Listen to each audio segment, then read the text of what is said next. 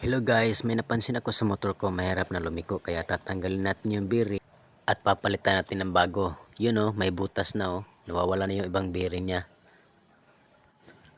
Kaya kailangan natin bumili ng bago at yun may butas na yan. Yan 220 yung nabili kong bago. Iba na pala yung bearing nilang bago ngayon. Naninibago ako kasi iniba nila yung itsura. Yun ang maliit sa ibabaw sa liig ng motor. Tapos yan ang malaki yan sa ilalim naman yan sa liig ng motor. Yan ang bagong itsura ng bearing sa liig ng motor ngayon. Yan yung malaki. At ipapasok na natin siya sa liig ng motor. Ayan. At ipapasok na din natin sa katawan ng motor. At ibalik na natin yung cover na tilanggal natin. At yun, ititest na natin kung hindi na nga ba siya mahirap lumiko.